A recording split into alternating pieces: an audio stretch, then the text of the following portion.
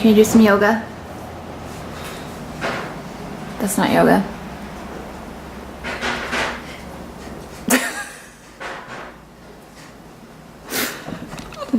You failed.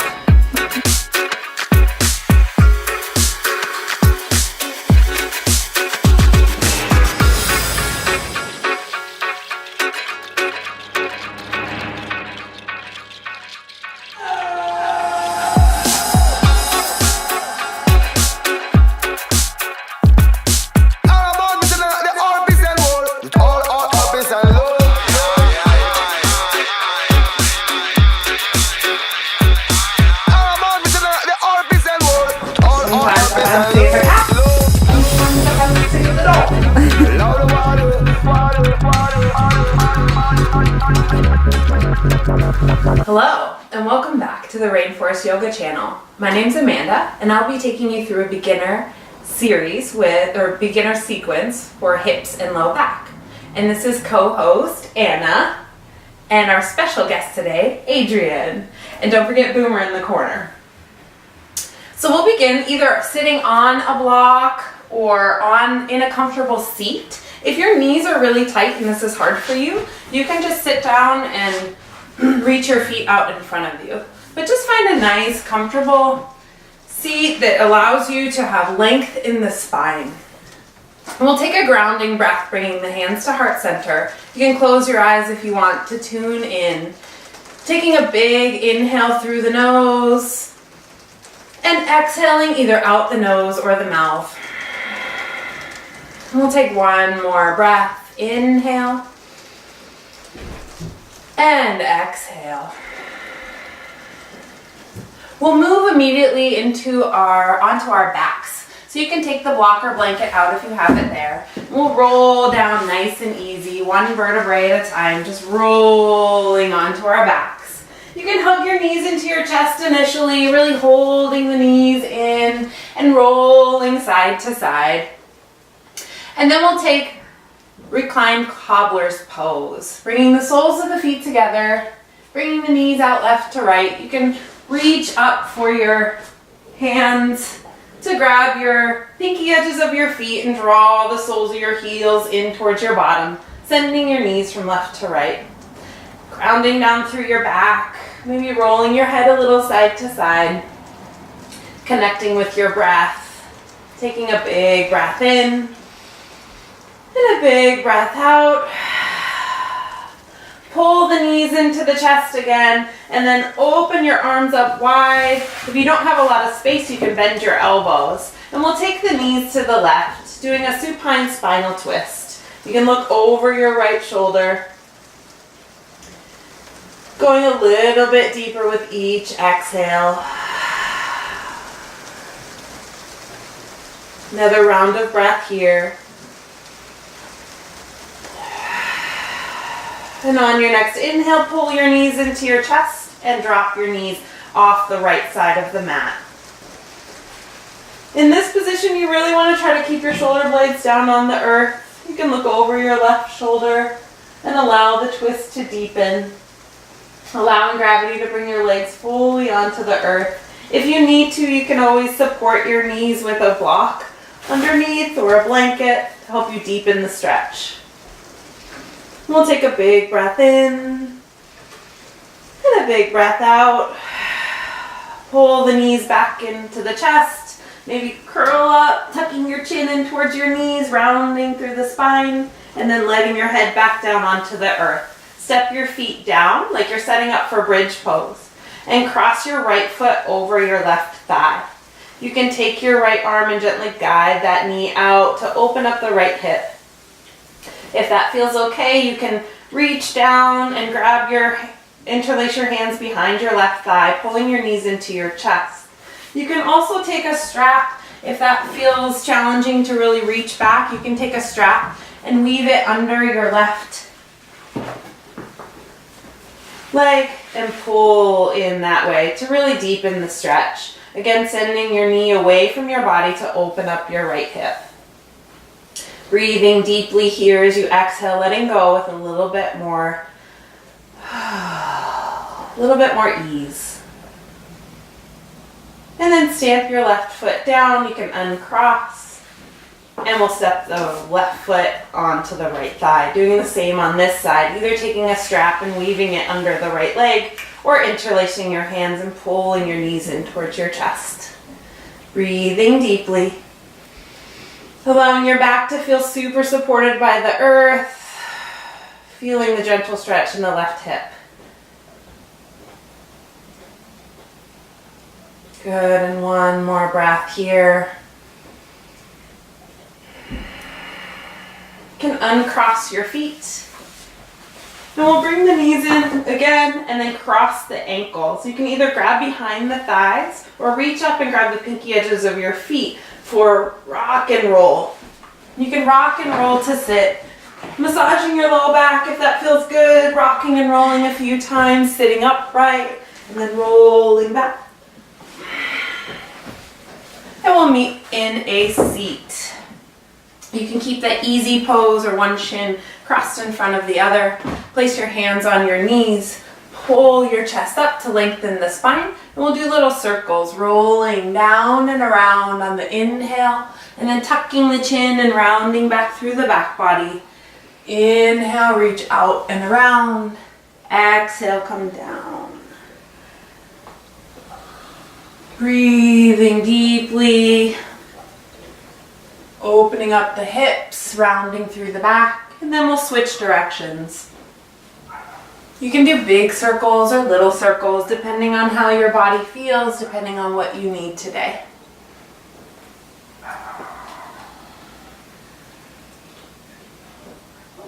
Good, and then we'll pitch the weight forward, planting the hands down. Stacking the wrists right under the shoulders and the knees under the hips. And we'll go through a few rounds of cat-cow. You can either tuck the toes behind you or have your feet flat. Dropping the belly down, lifting the head up on the inhale for cat. For cow. And then tuck the chin and round. For cat, really pressing the shoulder blades up towards the earth. Doing a few rounds of those or whatever feels good. Inhaling. And exhaling, getting some nice movement in the spine. You can do really big dips, bending the elbows or shaking the hips a little bit side to side, just a way to move through the spine. And the other thing is, if your knees are really sensitive in this position, you can take a blanket and put it under your knees to support you, or flip the mat on either side to give you a little extra support. From here, we're going to walk the hands out, planting firmly through the first finger and thumb. Curl the toes under and lift the hips up high for downward facing dog. Really pressing your head and chest through towards your thighs to create this nice V.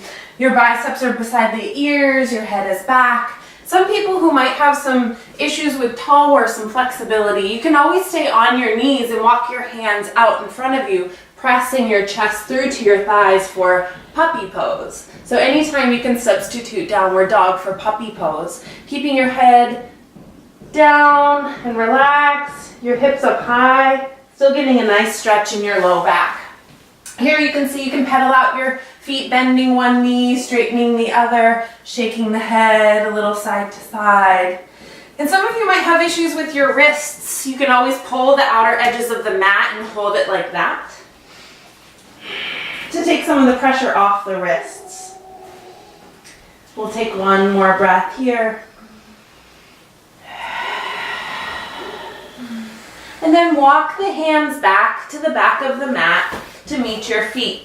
And we'll stay in a forward fold position. So the head is down, really relaxed. Slight bend in the knees if you have a lot of stretch in the back of your legs. You can grab opposite elbows and just sway a little side to side. I like to really bend my knee a lot so that I get a little twist and a little bit of stretch on the back of the legs. Breathing in deeply here, turning your gaze inward, maybe even closing your eyes and enjoying the stretch. Drop the hands down, keep the chin tucked into the chest, and we'll roll up nice and easy like a rag doll, one vertebrae at a time. Moving slowly. And when you arrive, you can lift your head up and roll your shoulders down and back.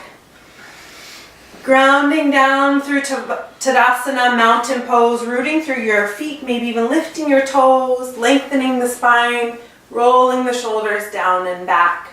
Keeping your palms open externally rotates the shoulders and counteracts this forward flexion posture that we end up getting into all day. So open up nice and big. Draw the crown of your head to the top of the ceiling and take a big breath in and a big breath out.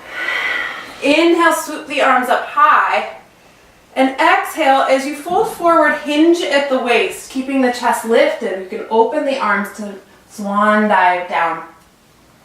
Bringing the hands beside the feet and then gently walk your hands out into a top of a push-up. Plank position. If this is hard to maintain a really flat back, you can always come down onto the knees, keeping the ribs really hugged in to engage the core.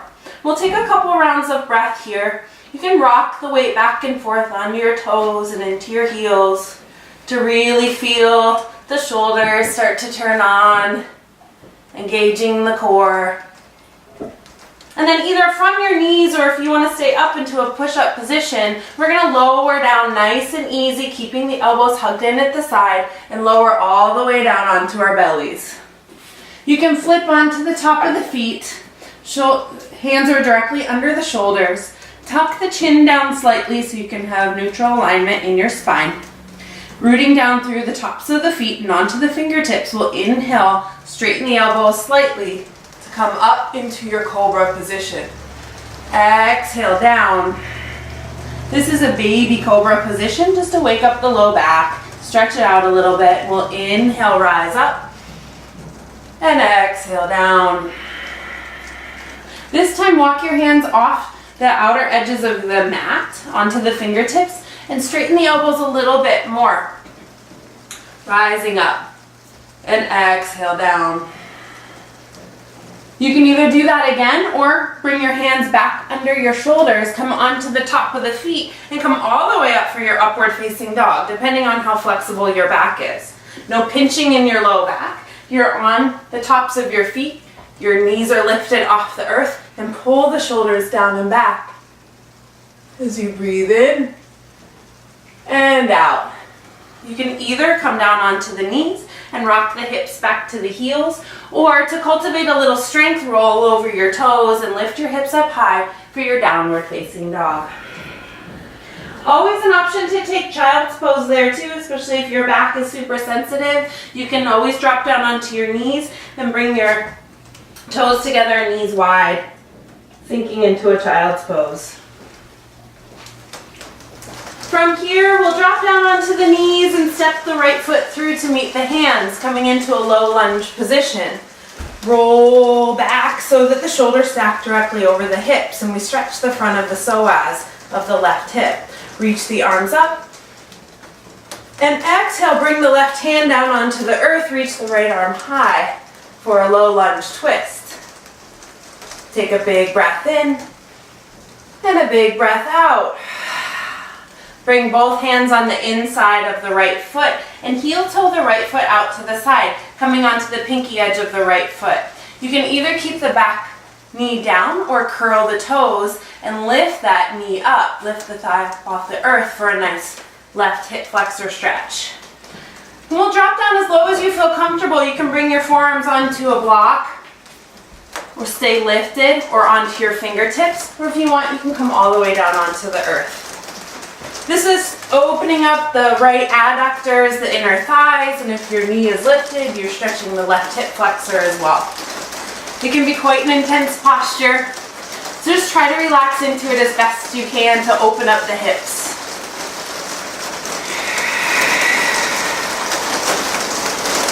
Take one more breath. Walk the hands back up, either on the block or onto the earth. And we're going to heel toe the right foot across the mat all the way to the left, bringing it behind the left wrist to set up for pigeon. You can bend the knee as much as you need to. The more of a sharp angle it is with your shin, the less intense. the more parallel your shin is to the top of the mat, the more intense it is. So make sure you don't collapse in the hips. You may need to bring a block under your right hip to keep your spine lifted. From here, we'll move down into our half pigeon. Forearms again, either on the earth, onto a block, or you can stay lifted if it feels really intense. Always an option if you have a lot of pressure in that front knee to roll back into that figure 4 position and do the same thing again this way, stretching a little bit deeper. This posture generally has a lot of sensation, so make sure you can stay in it for a little bit. Allow gravity to assist you as you sink a little closer to the earth.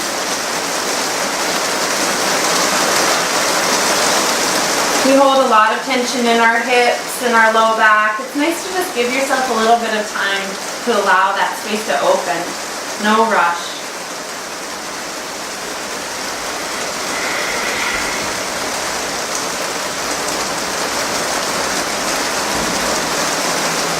We'll take one more round of breath. When you're ready, you can walk your hands back up. Curl your back toes to lift the knee and wiggle that right leg up and out. You can do big hip circles on the right, bringing the knee in and out and around one direction and then the other. If you like, you can scorpion your leg off to the side by stacking your hips over, dropping the right foot off the left side of the mat. Still grounding down evenly with the shoulders. Then always an option to flip your dog or do Wild Thing if that's available for you. Lifting your hips up high, reaching the right shoulder up and over off the mat. And when you come down nice and controlled, engaging the core, coming into downward facing dog again. We'll take a big breath in and a big breath out. And just as we did last time, you can come down onto the knees. It's a little easier for the hips. And then step the left foot through. Roll the pelvis back to really get a nice stretch as you reach the arms up overhead. Biceps by the ears, shoulders away, pulling the shoulder blades down and back. Take a big breath in and a big breath out. On the next inhale, bring the right hand down and left arm up to twist open. Reaching the chest, really pulling open the chest, allowing the weight of the left arm to really sink, maybe even over off the right side of the mat. Bring both hands down on the inside of your left foot and heel toe that left foot out to the side, coming onto the pinky edge of the foot. I like to have my foot at a 90-degree ankle so I don't dump into that ankle. And the knee can open up here to really stretch that inner thigh. Again, the back knee can be down, or you can curl onto the toes and lift that knee. Lowering the forearms down either onto the block or onto the mat. Sinking deeper into our lizard pose as far as you feel comfortable. Breathing in, letting go a little bit more with each exhale. It's really important to pay attention to the transitions, not to rush from one posture to the other. And if this cadence feels a little slower than what you're used to, just allow yourself to really calm and move gently and easily without rushing from one position to the next. We're so go, go, go in our day often that we feel like we need to continue that all day long. In yoga, just let yourself notice, observe your breath, your awareness, your body, and let go. See if you can really soften in your body with each exhale. On the next inhale, you can walk your hands back up, either on the block or onto your fingertips, and then heel toe that left foot across behind the right wrist. Bending the knee as much as you need to. Inhale, finding length in the spine, and then exhale, fold forward, making sure you're not collapsing in that left hip. sinking down as much as you feel comfortable, listening to the soothing sounds of the rain. Welcome to our rainforest, Alaska. Dropping the head down. Feeling a little stretch in the left outer hip.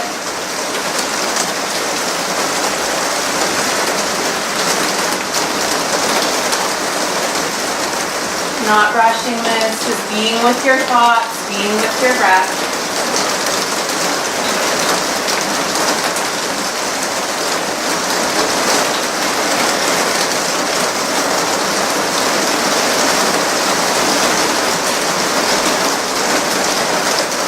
On your next inhale, you can slowly walk your hands back up, curl your back toes to lift the knee. And then bring the left leg up, out, and around at your time, doing little hip circles or big hip circles. Again, always an option to scorpion that leg, stacking the hips, but keeping equal weight through the arms, and then maybe flipping the dog on the other side as you did it last time.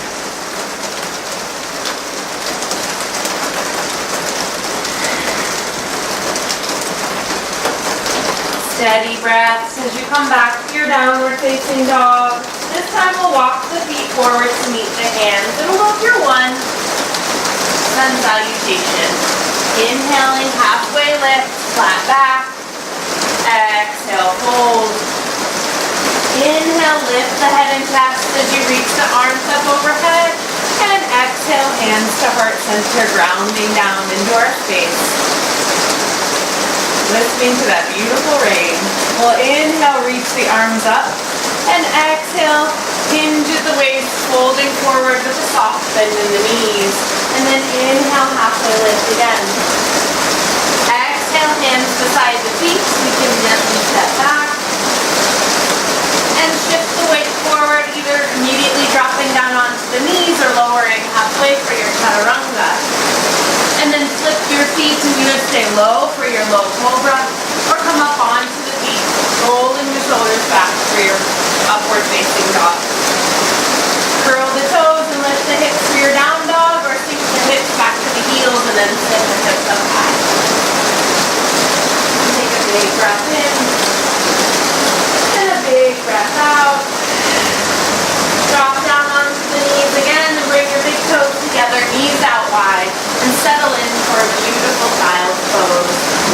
Coming down as far as you can. Some people again have a lot of strain on the knees and it's fine to keep the hips lifted. You can always lift it as you rock back, bringing your chest down towards the floor. Or if you can sink all the way, lifting towards your hips, come back to your heels. Wherever you are, you can just listen to all the sounds and the craziness around you. If you're at home, you're likely having maybe a dog barking or other sounds or children in the other room. To see if you can settle yourself down, resting your forehead down onto the earth, shutting out the rest of the world, grounding down, giving yourself a little bit of time. Even just taking a couple minutes to really soften, be with your breath. Just observing, smiling with the sounds and things that are going on around you. And then take your hands and walk them off the left side of the mat for a nice right side body stretch.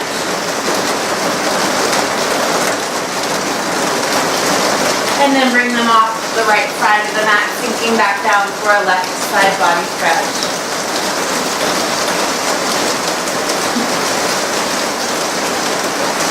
And bring your hands back to center and shift your weight forward onto your hands, just enough to swing your hips to the side to bring you back down onto your bottom. Hook your hands behind the thighs and lift up strong through the chest. It'll help support your core. We'll do a couple versions of boat pose. To engage the abs, you can lift the heels off the earth. See if you can let the shins hover above the earth. This might be where you are today, and that's beautiful. Just keep that stomach really engaged. If you like, you can bring your hands beside your hips. you'd like, you can reach your arms up overhead, especially if you have tight hamstrings and it's hard to straighten your legs. If you're able to, see if you can maybe straighten your legs and reach out as you feel your body shake, feel your body work hard, breathing. And then bring the hands behind the knees again and we'll roll down nice and easy. One vertebrae at a time, rolling onto your mat. When my low back hurts, I really like to use the supported bridge version. So I'm going to hand walk to these ladies and I'll demonstrate how to do a supported bridge. So you walk your heels back so that your fingertips can raise the back of your heels so you know that you're setting up properly for bridge. And then you'll lift your hips up high and you'll see different variations of height. The block can be down low if you can't lift your hips up very high. You can turn the block this direction like Adrian's showing you, or you can turn the block up this height like Anna's showing you, depending on what your range of motion is. One thing to look out for is to make sure that your chin is open by your chest, so your head is tipped back and up and you can still breathe. You want to put the block right at the base of this, so this is my low back, and then I want it right on my sacrum. You should be able to fully relax under this posture without any pinching. If there's any pinching, just remove the block by pressing into the heels. Here, really try to relax. Disassociating your sacrum from your low back can be really soothing. Initially, there might be a lot of sensation, but just breathe into that and allow your body to just fully rest. Stay here as long as you like, and sometimes if this is the only posture you do when you have low back pain, it might be super helpful. But really important to transition out of it, not to come out really quickly. So what I want these ladies to do is press into the heels, gently lift the hips up just to slide the block back out, and then lower down nice and easy. Hug the knees into the chest to counter that posture, rolling the hips a little side to side. So it's really nice when you have a big extension, opening up the spine, to find a nice flexion to counterbalance that. And then from here we're going to do a nice hip stretching, if you can hear me over the rain. I'm going to hand some straps to Anna and Adrian. And you can take the strap and loop it. If you don't have a strap at home, you can always take a towel or a blanket or a long sheet or something, or even a shirt, and take the strap and put it on the ball of your right foot. If you're super flexible and you don't have a strap, you can reach your two piece fingers and reach up for your big toe. We're going to stretch the right hamstring. So you're going to keep your head and back down, pulling the strap. If the knee's really bent here, see if you can back it off and have a straight knee. The bottom leg can stay bent if your back is pretty tender, or you can keep it straight. So we're just going to breathe into this space. Sometimes I like to flex my toe back and forth to stretch the calf a little bit more. Bringing the toe towards the forehead and then pressing it down. Doing some ankle circles. And we're kind of limited with space here, but Adrian will show you. Maybe taking over. Bringing the leg over off the right side of the mat. But, wow, it's really raining. But grounding down through that left leg as much as you can. To open up the space for the adductors, the inner thigh. Stay here as long as you like. And then Anna will demonstrate on this side, bringing her right leg over onto boomers, a little love triangle here. Stretching the outer thigh, the IT band, bringing the strap across the mat. Here your hip will lift up a little bit, but make sure that you're feeling the stretch in the right outer hip, and not the low back. And then we'll bring the legs back up to center, making sure you stretch both sides, giving yourself time and space to do that. And then slide the left knee in. And you can switch the crossing. You can either take the strap off, or you can hook the strap from one foot to the other if you have a hard time reaching up. So Adrian will show you here. I as she just takes her foot and humps the other one and then sets the right foot down. Stretching the hamstring, taking your time, flexing the foot back and forth, opening the back of the leg.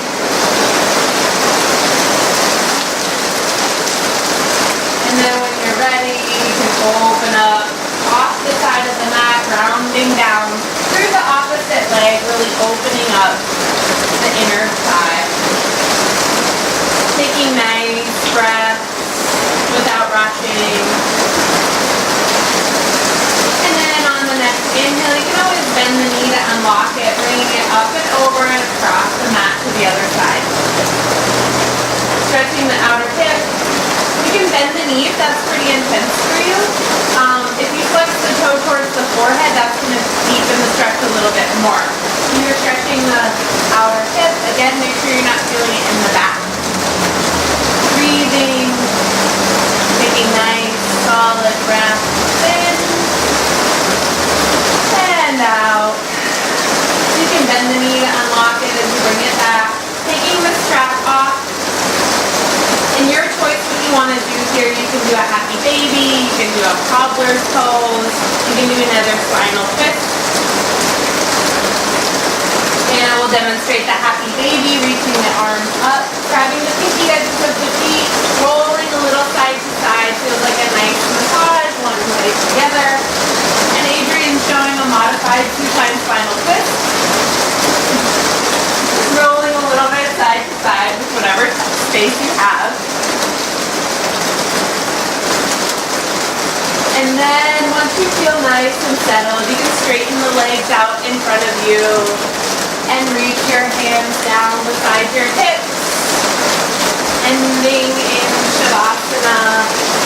Sometimes it's really nice to put a little extra layer on or take a blanket and cozy yourself up, knowing that this is just as an important posture as all the others to allow your beautiful practice to integrate, to allow yourself time and space to just breathe in all the air around you, settling in, letting any tenderness in your low back just fade away, keeping your eyes closed to soften all your facial features.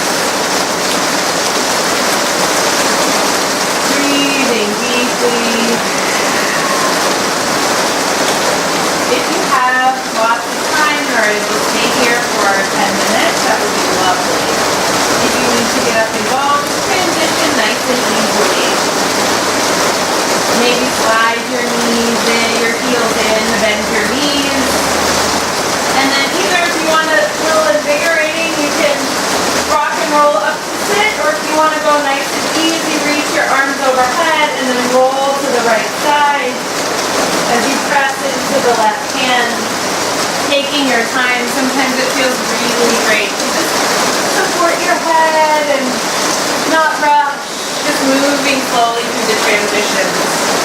And when you're ready, you can come back up to a comfortable seat, bring the hands to heart center, bow the chin into the chest. And at the end of yoga practices, we often say namaste, and that means the light in me or the divine in me bows to the light in you and the divine in you. So thank you for joining us today, and namaste.